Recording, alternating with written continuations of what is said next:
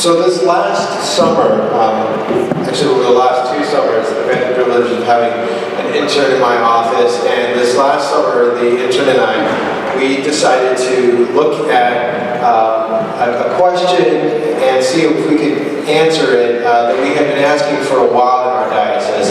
And the question was pretty simple, is what determines vibrant, vital young adult ministry in a parish, right? And part of the reason behind that is because every parish I went to was radically different. We have the highest high church, incredible Anglo-Catholic churches that just do the most amazing worship, and we have congregations that it's what one person once called snake belly low church. You know, they do. You can guess who that was, what person said that about the low church folks. So we have folks doing church in different ways. We have, in this diocese, we have urban congregations in the most dense neighborhoods, and then we have people in rural countryside that have been, that are worshiping in buildings that have been around since before the Revolutionary War, but just these small little country chapels. And so what in such a diverse context, like many of yours I'm sure, what actually dictates a vital young adult ministry? How can we determine that? So my intern over the summer and I, we decided to put together a survey and go out to all of our congregations in the diocese. The Diocese of Washington has 89 different congregations. And asked them a set of questions to see if we could find out what churches that had healthy and vibrant young adult ministries going on in their midst, what that looked like, what they were actually doing that worked, and so that we could also determine what might be helpful to congregations that were struggling in that area.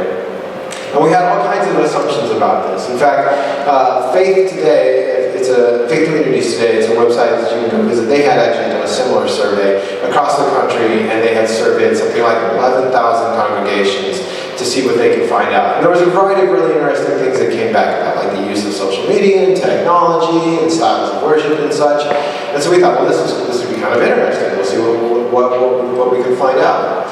And all the different, going into it, all the assumptions we had about context, so urban versus rural, maybe being a determining factor, proximity to college campuses, the style of worship, all of the different things that we went in saying, these are probably things that will help, would determine whether or not a parish is going to have healthy and vital young adult participation in their congregation. All of the things we assumed, except for one thing, were wrong, just dead out wrong. The one thing was the hour. The congregations that actually had vital young adult participation in their congregations did meet between 10 and 11 on Sunday morning. That was the one factor. But it wasn't the 5 o'clock service. It certainly wasn't 8 or 9 in the morning. And so we conducted the survey, and then Eric and I went back. We followed up with some folks to get some information back from people. But we would constantly come up against this thing where we would see, congregations in similar contexts, similar services, and have radically different results with young adult ministries. And so, as a group of young adults, I just thought it would be helpful to share with you what we learned. And you can actually get the information that I'm going to share with you. I'm just going to give you kind of a snapshot, and then hopefully we can talk about this, because I'd be really curious to know if you see similar things in your context. But if you go to our diocesan website, edow.org/youngadults, you can find this survey and you can download it, and along with some resources that Eric and I put together for this. When we put together this report, the first thing that we realized is that the congregations that actually were seeing vital young adult participation in their congregations, everything they did, whether it was weekly or it was irregular, it was just, whenever it happened, periodic, they did it really well. They actually put thought into it. It wasn't just slapped together or just done shoddily. And the interesting thing is that in so many of our congregations, at least from my observations, when we come to worship, we do it really, really well, right? We care a lot about worship, and we pay a lot of attention to it. But oftentimes what we saw is that when it comes to young adults in young adult ministry, it wasn't valued, and so therefore it was just kind of thrown together. And there wasn't a whole lot of attention to actually doing things well, putting their best foot forward with campus, with college or students or young adults. The other thing was anticipating young adults.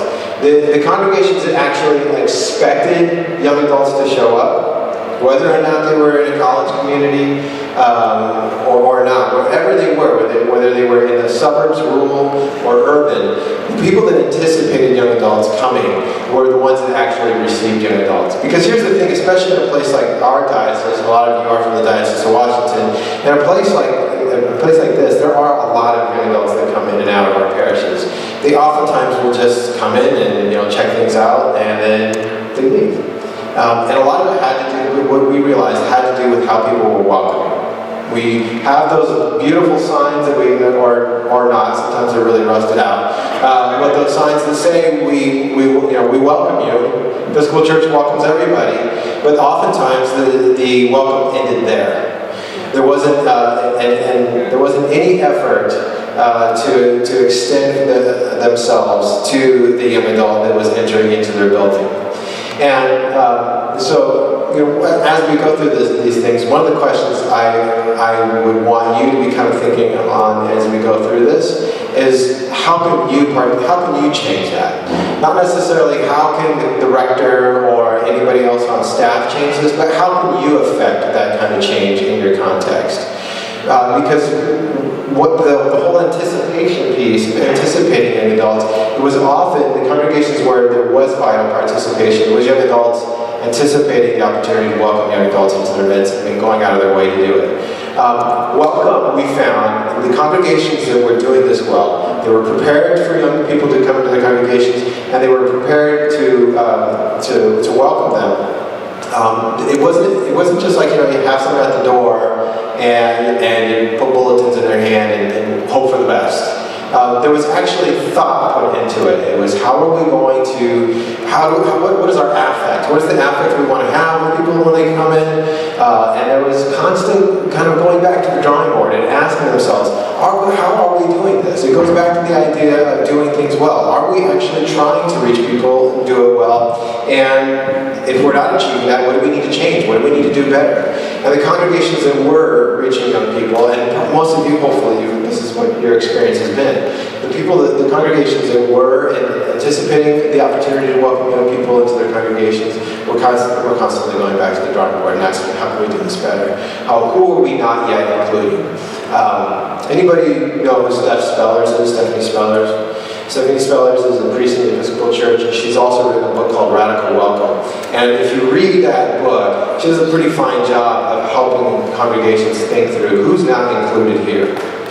And the congregations that really excelled at making their congregation a welcoming place for young adults so that it could be a place of vital participation were constantly asking themselves that question, who's not included?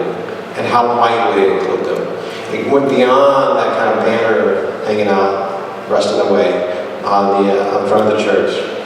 And it was internalized by the congregation. And each circumstance there was vital participation. Oh, by the way, our gradation for what vital young adult participation was anybody that there was 25% or more of the congregation was represented of people between 18 and 35. So it's pretty widespread still, but nonetheless, that was our kind of how we read it. The other thing is that, and you all probably know this, is that a lot of our congregations approach young adult ministries by approaching you and saying, what do you want? Right? What do you want us to do for you? And how does that feel? Almost everybody's in this category of young adults. How does it feel to you when that's how you're approached? What do you want in church?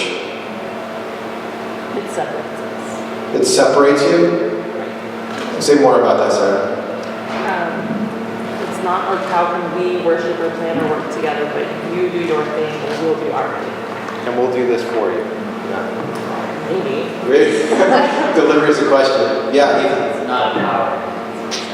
It's not empowering. Yeah. Yeah.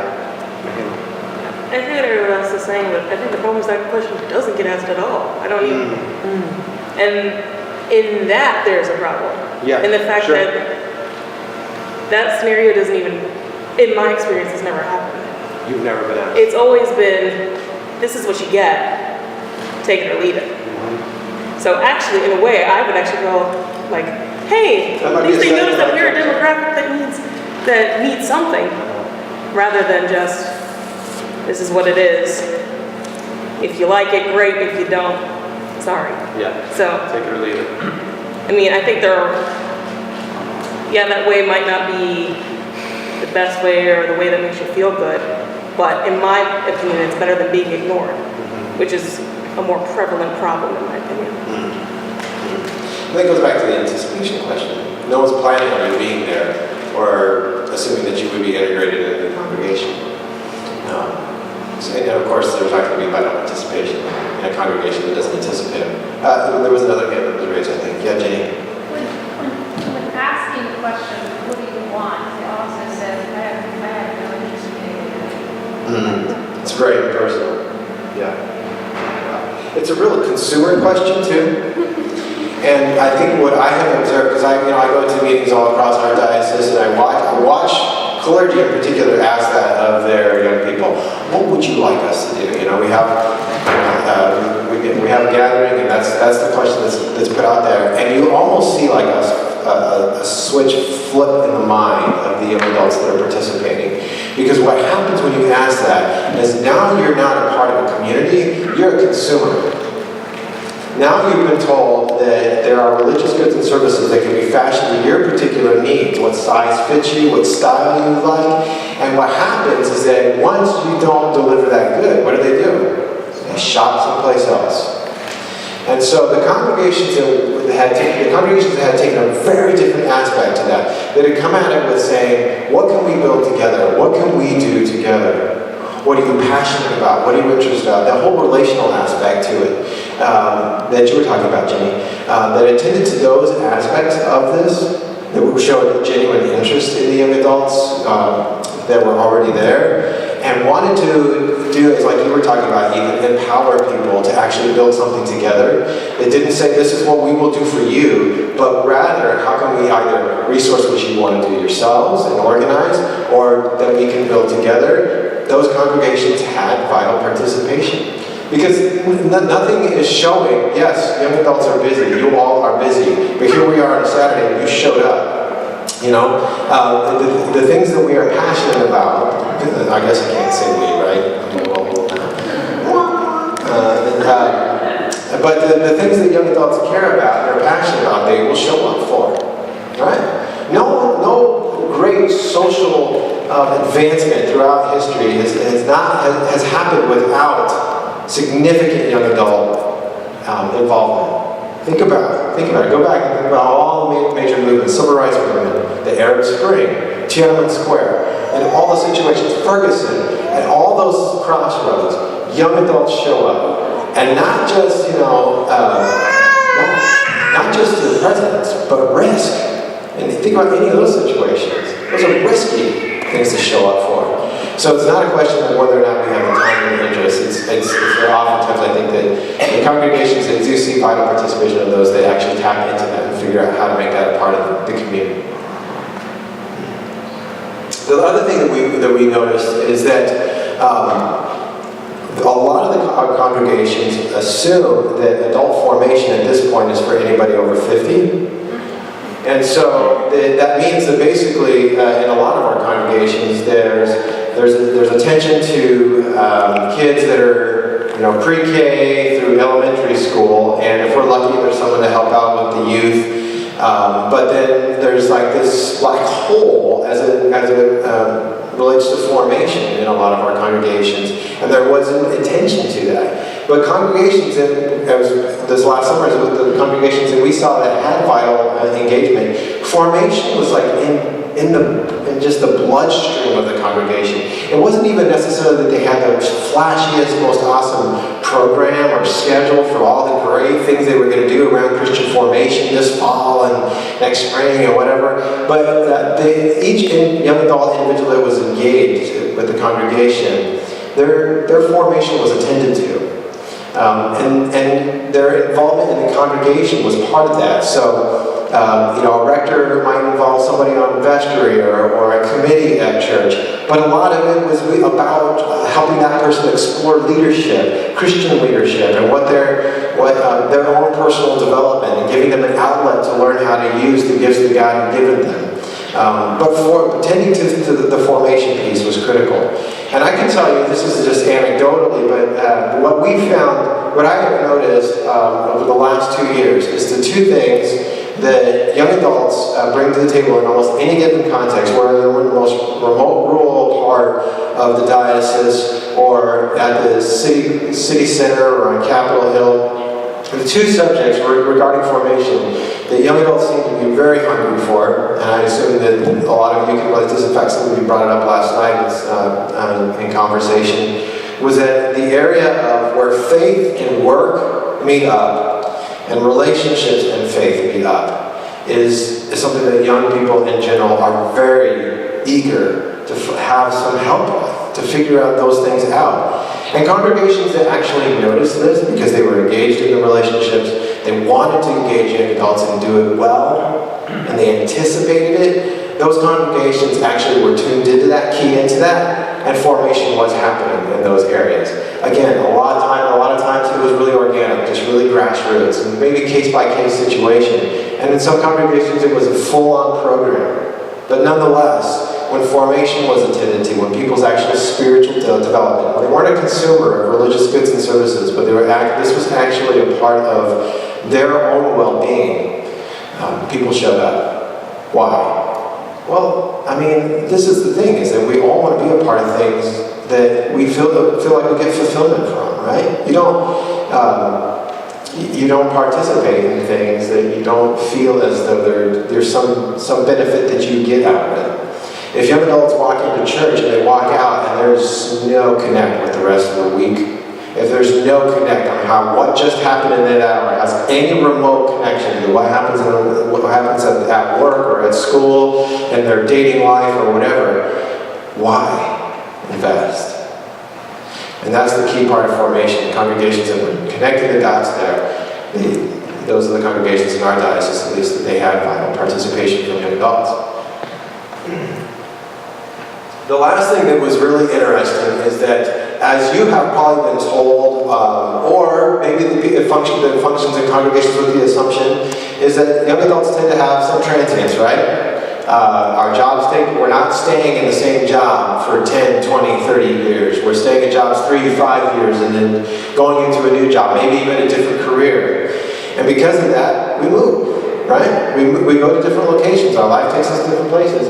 And the standard for going to church is no longer, on a regular basis, is no longer every Sunday for many young adults. It's most often it's once a month. It means I'm a regular attender of a congregation. And so what that has meant for a lot of the mentality of our leadership in our congregations, from my observation, is that don't plan on them then. Don't plan on them showing up, and that's why when you go to church, it's like, hey, this is what we got, take it or leave it. And what a lot of congregations have just simply assumed is that, well, they're not going to show up, and they're not going to stay, and they don't want to be bothered by old people, so leave it alone. Just keep your distance. And interestingly, we found that all of the congregations in our diocese that actually had a follow plan. They knew who was coming and going. And it didn't necessarily have to be really developed. Maybe it was just really personal, and a few ladies that took that on that were retired in the congregation just made sure people got phone calls. Those congregations, they as well had vital participation from young adults. I have been amazed in our diocese at how many congregations just assume that as soon as somebody leaves for college, game over. Investment stops there. Well, of course they're not going to come back, right? I mean, if nobody cares after you leave college and you head into one of the most intense and rapidly changing decades of your life, and nobody cares to check in? Of course.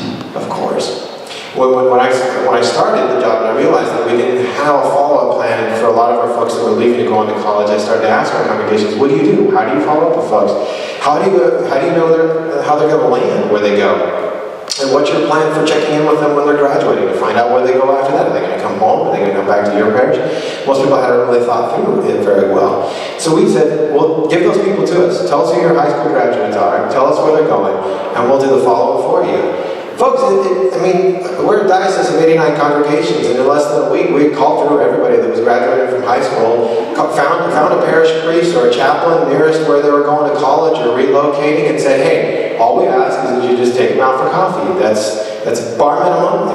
If something else strikes and it goes from there, and they want more, fantastic. But please just call this kid up, take him out for coffee.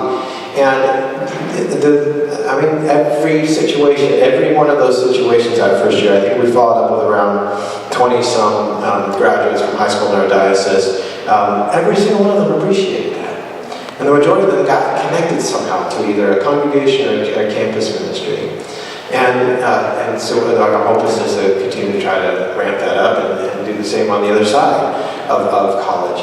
But following up with folks, whether they're there every week or they're once a month, but actually showing, it's the other side of welcome. It's just letting people know that you care and that their presence matters and that their absence matters. People show up when they know it matters.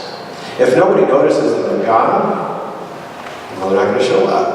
But if they don't show up and someone says, hey, we noticed that you weren't there and we missed you, all of a sudden they know that it matters that they show up. And if you look at these things, there's nothing theologically deep about any of this. It's pretty simple. But in our congregations that have seen vital participation of young adults, these things happen. Oftentimes really naturally, sometimes really well programmed and staffed. Sometimes by staff and sometimes volunteers. But in any case, when those things were attended to, those were the congregations in our diocese that were thriving with young adult ministries. Reverend Angel. There's another one here. Follow-up as well as not just the negative side. Follow-up also means when you have an event and we're not demonstrating as well, have a email sign up. People that are new, happen to fit with. We used to do that with Theology on Tap. We had like 4 people that their job was to email the new folks. And part of my job as the kind of priest organizer of those things was anybody who showed up with friends, like it wasn't just them showing up, but they were bringing people, I followed up with directly, invited out for coffee. And we did the same thing with like Eucharist. Anybody that showed up that was new, we found a way to invite them into liturgical leadership the next time we had a young adult Eucharist. Because it's not just the negative follow-up, you didn't show up, it's the, oh, we're so glad you're here. Here's something to do, because it keeps you tied in. Mm-hmm. Yeah. Other comments or questions? I'm not going to stand up if you don't mind. I'm going to point out the whole, feeling welcome thing. It really works from my experience. Like, when I first was going to the church around tech, my plan, because my parents were really involved, was to get in, do the church stuff and get out. And then I think first I got at least pushed towards coffee hour. Probably because I was hungry. And then I was invited to lunch, and then it all kind of went on from there. And so I think it's a really effective thing where somebody's just like, hey, let's go get lunch. Yeah. It's a really good way to make that kind of connection. Yeah. Good thought. Yeah, go ahead. You kind of hinted at it, but there is this really pervasive underlying assumption that when people go to college, they're going to go away from the church and they'll come back and they have kids. That I don't think has ever actually been true. But everyone thinks that it is true. Yeah. And even if they don't say that that's their underlying assumption, I've heard a lot of clergy, that's kind of how they operate. And quite frankly, if you look at the numbers, so Christian Smith is a statistician, I guess he does, but he does work strictly with young people and faith. And in his book, Souls in Transition, he talks about the numbers of participation in faith communities, mainline Protestant denominations, coming out of high school, and then from college and post-college. And the interesting thing is that for the Episcopal Church, we would see an even greater diminishment if it weren't for what we actually gain in college. So there's an opportunity with college, not a loss in college. And it's simply, for the most part, I think it's probably pretty obvious to most of us, but a great deal of that has had to do with people are beginning to think about their minds, they're getting a wider world perspective, and they're realizing that their faith experience thus far may be a little limiting to what they've experienced. And we are one of the traditions that, as someone told, a student told me the other day, well, the Episcopal Church has kind of already arrived. And so, but we have a broader faith perspective. We're more inclusive, and so we're a safe haven for a lot of kids. But the buck kind of stops there for a lot of. We could experience even greater growth if we actually were more deliberate and intentional about that. All that said, I do think that when people have kids, that is a huge opportunity to get them back in. We have seen an uptick in the attendance of Gen Xers over the last, I forget if it's 7 or 8 years, also from the Kristen Smith research, among other places. So I think it's a both and. I do think that that sort of they'll leave and then they'll automatically come back kind of thing. I think that's definitely a myth. But it is the case that when people start having kids, that's a crucial, life transition pivot point where the church has a real opportunity to meet and serve those folks in a new way. Yeah. What if I were a young adult who was one of the only young adults who came to my church, and I wanted to make my church like that? What are the first things I should do? I think we've seen this. There are congregations that have said, we're just the 2 young adult people here. And then I watch a young person visit for the first time and nobody approaches them. Nobody actually extends a welcome to them or says, hey, can we go get coffee afterwards and such. And so I think a lot of it begins with some just basic relational pieces of knowing how to welcome people well, knowing how to invite people into conversation. And then in conversations in a way that where the majority of the conversation is listening. So that you're trying to hear what's going on in that person's life so that you can see where their life and that congregation might meet, where there might be an opportunity. Oh, you sing? I didn't know that. Would you want to be in our choir? Or whatever it is. I didn't have any other options to think of. Frisbee? I do that. But I think that those are some of the basic pieces. There's one other thing that I would say is critical, and actually this might be I think I forgot to put this on there, but young adults need to be visible and integrated into the congregation. And so if I was a young person and there was only 2 of us in that congregation and I wanted to see an increase in that, in young adult participation and involvement, I'd be wanting to get on vestry. I'd be wanting to get as engaged as I can to influence the system. But the thing is that in a lot of our, we had some congregations that they said, gosh, we've got people on vestry and they're on this committee and that committee, but you couldn't see them. It's not, they weren't, when a young person, they visit a congregation, they don't go to the vestry meeting, they don't go to a committee meeting, and they certainly don't go to Sunday school with the little kids, right? They go sit and worship. And so if young adults aren't visible at worship, it's going to diminish the opportunity for a congregation to benefit from the young adults they do have. So I was at a church a few weeks ago, and I was the guest preacher, so I sat up in the front row, and I had never turned around. If I hadn't had the capacity of the peace to turn and look at the rest of the congregation, I would have thought the congregation was probably 65 to 70 up, and that was it. The readers, the choir, everybody up front was old. But when I turned around, I realized, there's a whole bunch of young families that are starting to come and check out this church. And it would have totally changed my experience and their experience if there was readers, people giving announcements, people in the choir, et cetera, guest preachers that were on their point. And so I think it's visible participation, the welcome, and follow-up, relational follow-up with people is where I would start. Connor, I think, were you going to say something else? Yeah, I was talking with the Bishop of Southwest Virginia, and he was telling a story. He went to a church that's in the same town as a satellite campus of a college, and he asked them in a meeting at the vestry what outreach they were doing to the college. And someone piped up and said, "Oh, there's no Episcopalians there, so we don't do any outreach." Yeah.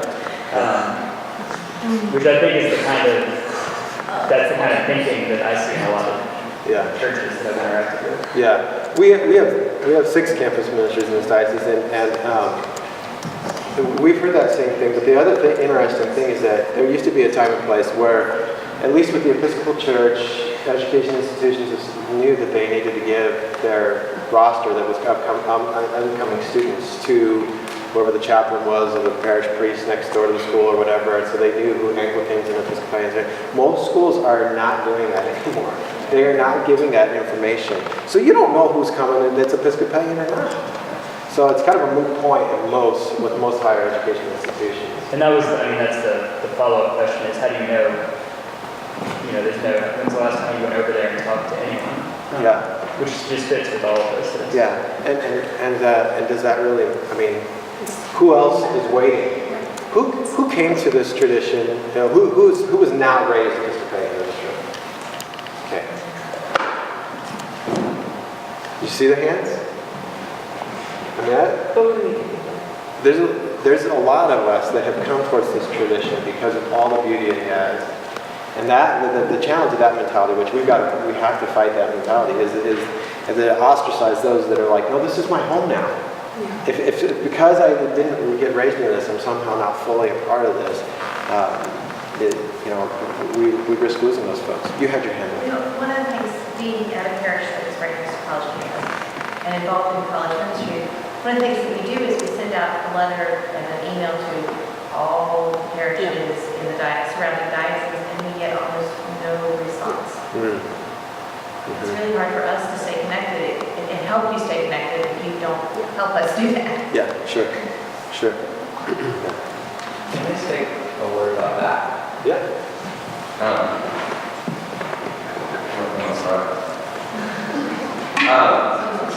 Always wanted to It's like what you expect. We just had, and I want to point you all to a couple of resources too, because I'm starting to realize how few people are actually connected to these. If you go to episcopalchurch.org/youngadult, you can sign up for our email newsletters that go out once a month, and you can find links to our Google Hangouts, which we're doing once a month now, which I learned how to do from Jason and Kyle Oliver. But the one we just had on Tuesday, which is archived on YouTube, we met with, I had a couple folks from the Episcopal Church Foundation on, and one of the things, the one before that, we were talking about one-on-one meetings, which is sort of what Jason was talking about in terms of making sure you're spending the time getting to know each other, that, oh, you like to sing, you want to join the choir. A one-on-one is a really intentional way of doing that that's taught by community organizers. We had a hangout about that points you in directions of resources for that. We ended up talking about one-on-ones again with fundraisers. And one of the things they said was, you got to think about your points of contact and how you prioritize them. God bless you if you can get a campus to give you their email list, and you could email the whole campus and say, hey, we're the Episcopal Church. God bless you if you can get your whole diocese email list and email it and say, tell us about your high school students. It's a different thing to make a phone call to every rector and say, hey, who do you have that's graduating from high school? Let me take down those names. It's another thing to invite somebody out for coffee. My good friend Erin Weber Johnson, we were in this program called Young Adult Service Corps. It's the international service thing, sort of like Episcopal Service Corps. She's now working for a church foundation. She wasn't on the call, but she got quoted in the call because she tells people when they're doing fundraising and they're thinking about one-on-one meetings and how they're going to prioritize the time that they spend, to think about, there are people when you're donating, when you're looking at fundraising, there are people that donate to you faithfully every year. They're the NUNSs, they're the nuns, the people that are already converted, they're already with you on whatever campaign it is, if it's your campus ministry. They give every year. And there are people that maybe gave you a donation once, and they're never going to darken your door again. And there's a group in the middle that may have given to you once here and once there, but don't really have the most solid connection. And she tells people who are fundraising, spend your time with that group. So if you're not talking about fundraising, if you're talking about building a community, you got people that are already converted and they're there with you and they're your leaders and you spend time doing formation with them. And you got people that have dropped in once. But who are the people that you could cultivate relationships with and build bigger allies?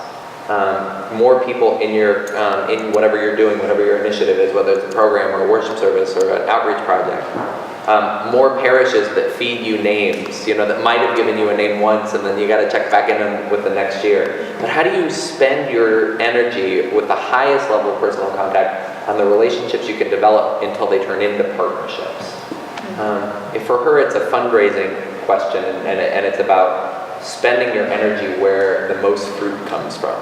And I'd say the same thing goes for cultivating community, and the same thing goes for what the partnerships you're going to do are. There are people that are going to drop in once, and there are people that are already committed. And if you can spend your time with the folks sort of between those two, then there's some fruit that can come in.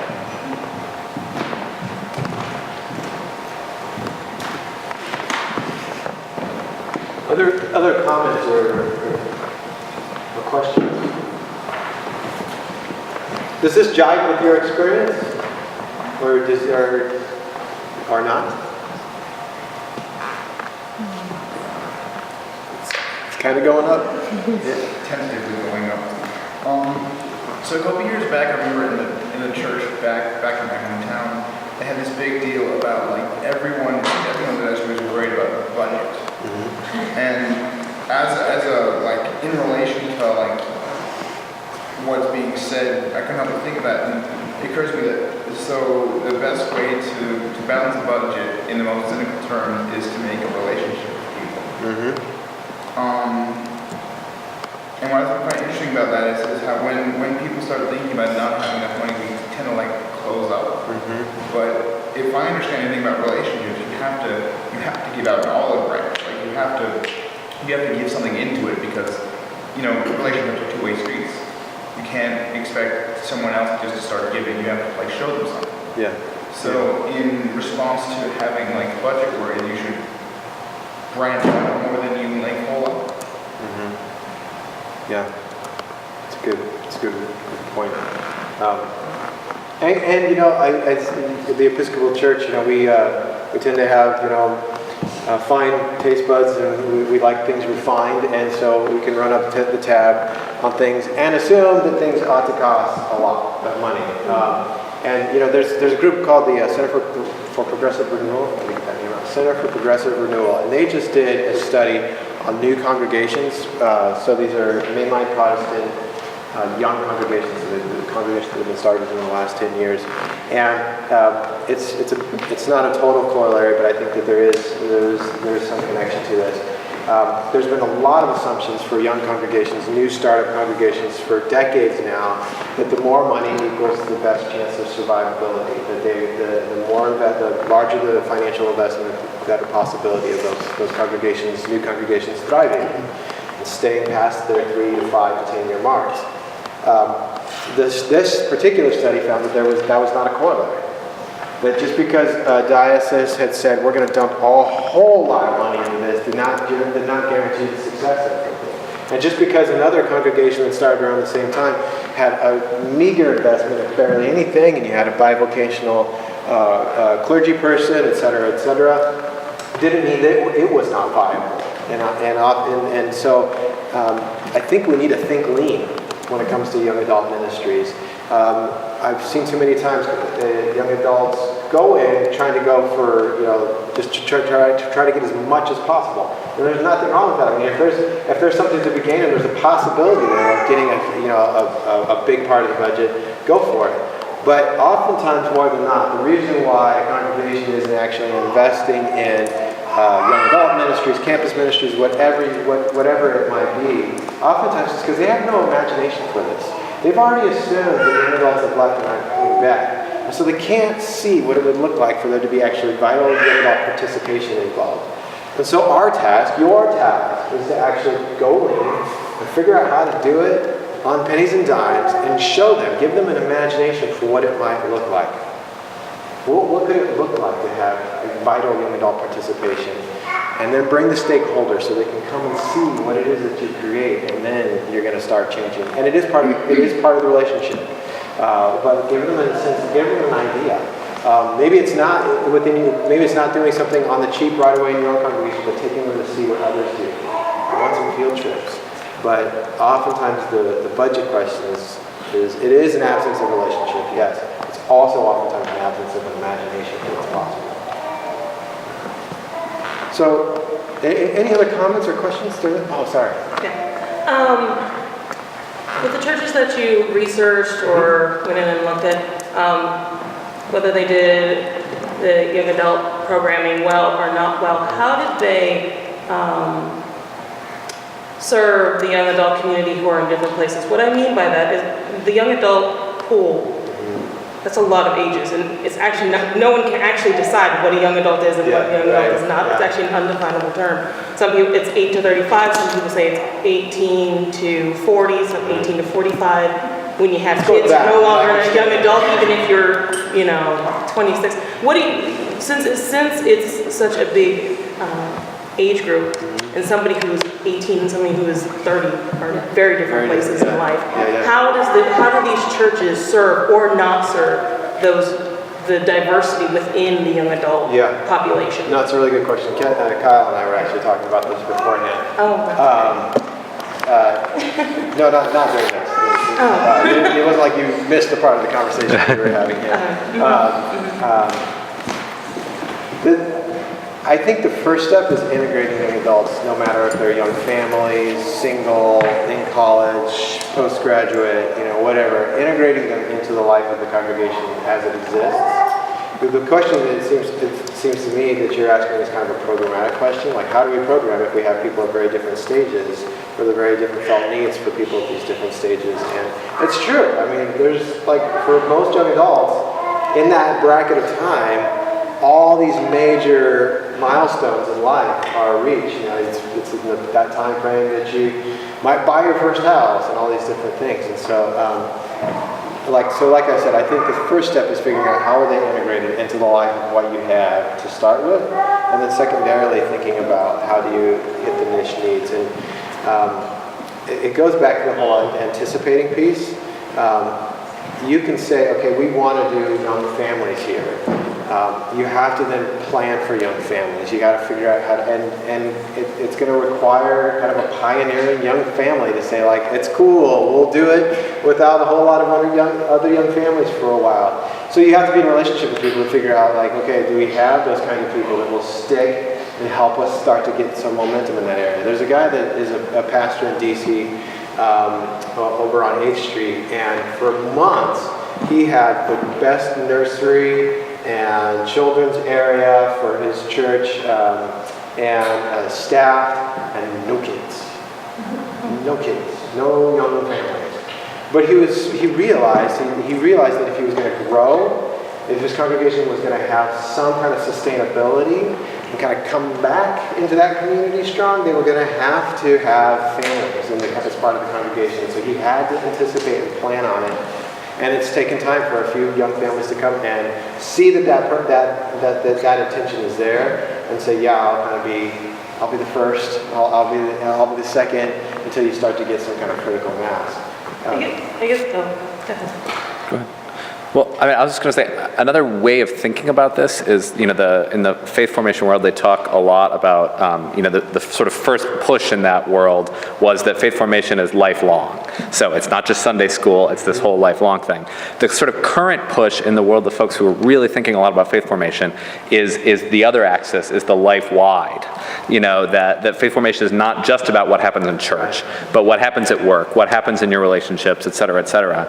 And so when you start to adapt this life-wide mindset, you're saying, what are your felt needs? What is going on for you? What are the transitions that you're, looking at right now? Not so that we can turn this into a consumer program, thing necessarily, but so that, just as a matter of sort of pastoral leadership, we sort of know where our people are at.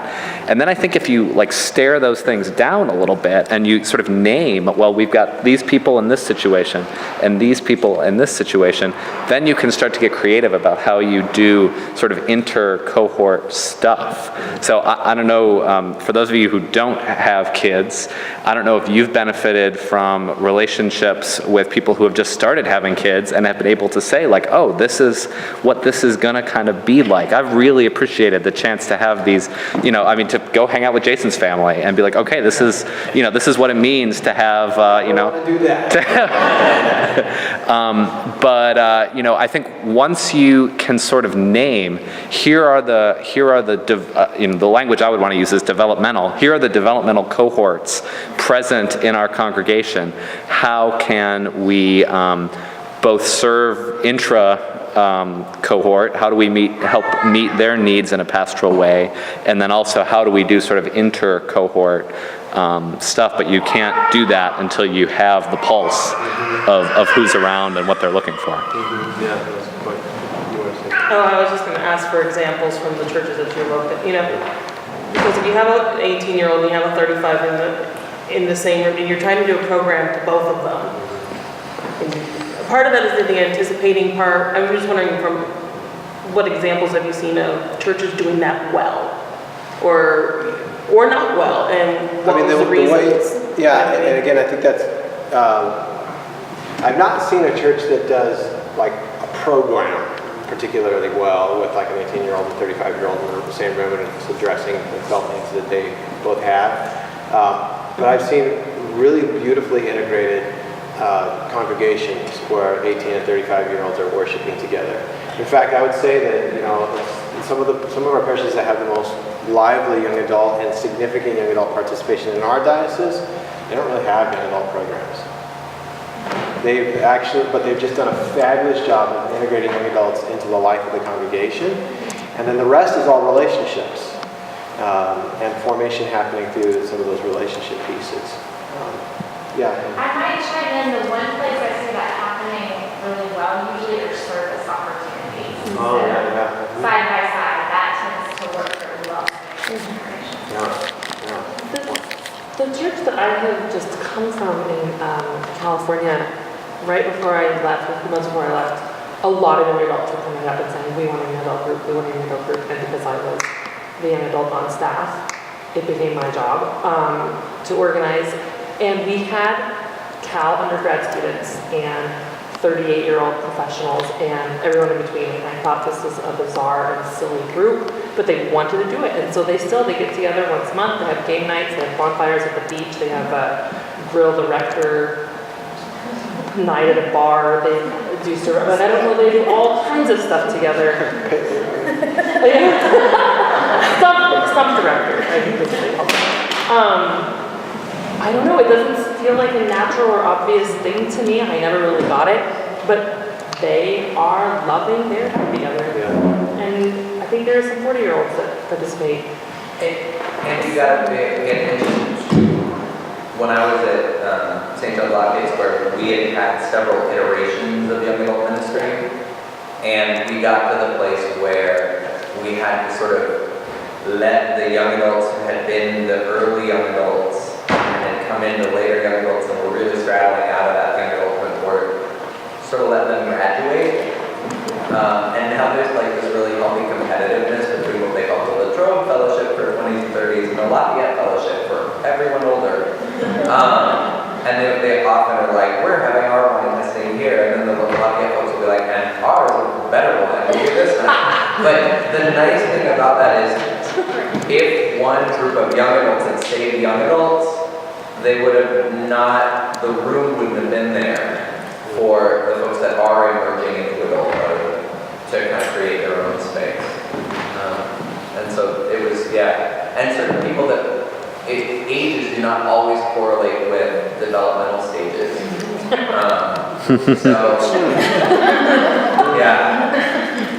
As we know. So sometimes it helps to have a little bit of space there. And since they don't correlate, naming things by transition can be really helpful. you know, for a while at St. Paul's under a previous, you know, set of leadership, you know, we had the group for newly and nearly married couples, you know, so that's not an age-based ministry, that's a functional transition based ministry, and I think that helped them zoom in on some real critical issues better than if they'd said, well, I don't know, I guess 25 to 35 or... But, and again, the last thing I would caution is, like Jimmy Bart's piece about people are the new program, like whatever you do, don't start by saying, oh, what's the perfect program structure? Like start with the people that are there and figure out what they want to build and who the friends are they want to invite and what they want to invite their friends to. You know, I wouldn't strategize from the outside and say, here is the recipe. Yeah. The ingredients you have. So